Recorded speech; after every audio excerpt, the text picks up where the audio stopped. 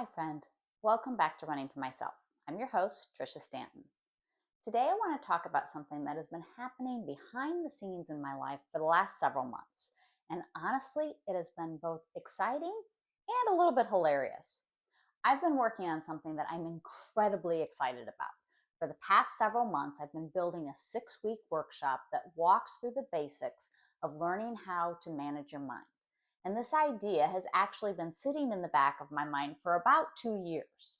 2 years of thinking about it, 2 years of jotting down notes, 2 years of conversations with clients where I kept thinking people need a place where they can learn this step by step, even if they aren't working with me one-on-one. And recently, I finally reached the point where I could bring it to life. The videos, the worksheets, the curriculum, the structure, it's all coming together, which is amazing. And here's the part that makes me laugh. While creating a curriculum about mind management, I have had to manage my mind more than ever before. And listen, the irony of that is not lost on me. If anything, the process has been the perfect reminder of something that I teach all the time. There is never a moment in life when you graduate from the need to manage your mind. Not one. Not when life is calm, not when life is chaotic, not when you're doing something new, and definitely not when you're trying to create something meaningful. In fact, the more meaningful the work is, the more your brain will have opinions about it. And I was reminded of this very clearly a couple of weeks ago. Let me tell you the story. I was working on finalizing the video for the first module of my program. And if you've ever recorded video content before, you know the process. You record it, then you watch it. You erase it all and record again, then you watch it. Then you edit it, then you watch it again. And again, and again. And by the time you're done, you've seen your own face way more times than you ever intended to, and you are sick to death of the sound of your own voice, and you realize that maybe you use your hands too much and you should probably shorten the time between getting your roots touched up, and on and on and on. So I'm sitting there watching the video again, thinking this is probably the final run through before I finally get to upload it. And then I suddenly see it, as plain as day, sticking out like a sore thumb. Lint. All over my black sweater. Not one tiny piece, not something subtle. No, it looked like I had put my black sweater in the dryer with a load of brand new white towels before recording the video. The first thought that immediately popped into my head was, how did I not see this before? I had watched this video multiple times. But now that I saw it, I certainly couldn't unsee it, and my brain immediately went to, well, you can't leave it there, which meant I had to refilm the entire module. Cue the dramatic sigh. And here's where the mind management part begins, because the circumstance is simple. There was lint on the sweater. But what our brains love to do in moments like this is start layering on a whole bunch of extra thoughts. Thoughts like, this is so annoying. I don't have time for this. Why didn't I notice this earlier? This is going to take forever. And if you're not paying attention, those thoughts can quickly turn a small inconvenience into a very frustrating afternoon. So I adjusted my schedule. I moved from editing mode back into recording mode, and I thought, okay, we're just going to film this and move on. Simple.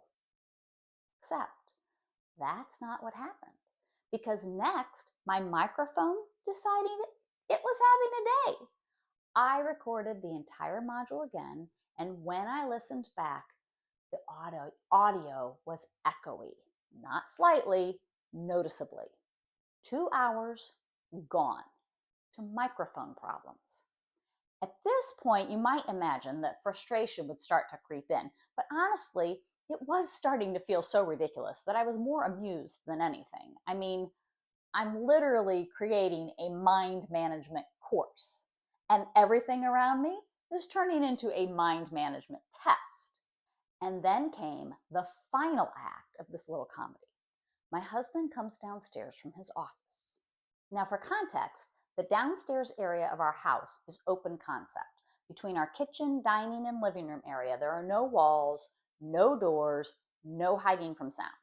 So he walks in and decides that right now would be the perfect time to clean the ice machine.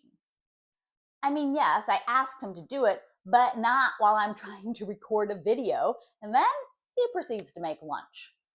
Again, normally this would be one of those moments where I might feel irritation rising, but I just had to laugh because the timing was so perfect. I mean, seriously, here I am trying to record content about managing your thoughts and emotions, and the universe is basically saying, okay, well, let's practice. Lint on the sweater, microphone problems, ice machine cleaning, lunch being made 10 feet away, all in one afternoon. And in that moment, I had this thought that made everything lighter. Of course, this is happening. Of course. Because there is never a time in life when you no longer need the tools. Mind management is not something we use once and then we're done. It's not something that applies when life is calm and quiet and cooperative. It is something we use right in the middle of the interruptions.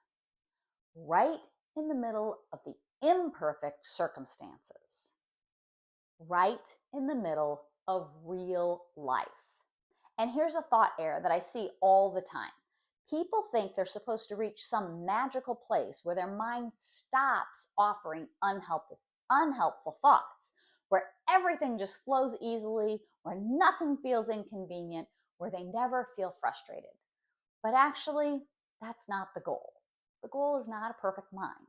The goal is a managed mind, a mind where you notice what you're thinking, a mind where you realize that you do have choices, a mind where you can pause and decide how you want to respond instead of just reacting automatically. And that is a skill. And like any skill, it strengthens through practice, not theory, practice, real life practice, which means lint happens, technology fails, ice machines get cleaned at the worst possible time, and you still get to decide how you want to experience the moment. One of the things that I've noticed over the years, both in my own life and in my coaching work, is that most people are not actually taught how their mind works. We're taught what to do, we're taught what success looks like, we're taught expectations, but very few people are taught how to look at the patterns of their own thinking, the loops, the habits, the stories that our brain tells us. And when you start to see those patterns clearly, something powerful happens. You begin to realize, oh, this isn't just happening to me, I'm participating in the experience I'm having. Not in a blaming way, but in an empowering way. Because once you see it, you can start to shift it. And that's actually the reason I finally decided to build this 6-week workshop. Because I wanted to create something that walks through the foundations of this work in a clear, simple, step-by-step way. Not complicated, not overwhelming, just the basics. How to notice your thoughts, how to see the patterns, how your thoughts create emotions, how your emotions influence your actions, and how those actions create the results in your life. It's what I call the mindset map. And it's essentially a way of looking under the hood of your mind and seeing what's actually happening. Because once you can see the map, you're no longer wandering around inside the maze. You start to understand how your mind works. And that understanding gives you options. And the funny thing is, while I've been creating this program, my brain has been offering all kinds of thoughts along the way. This is a lot of work. Is this good enough? You're ugly. Maybe you should tweak that again. Your voice is annoying. Maybe you should start over. You know, all the usual suspects, which is exactly why I'm so passionate about teaching this work. because the tools aren't just helpful during hard seasons. They're helpful during creative seasons, growth seasons, building seasons, relationship seasons, parenting seasons, business seasons, all of it. Your mind is involved in every experience you have.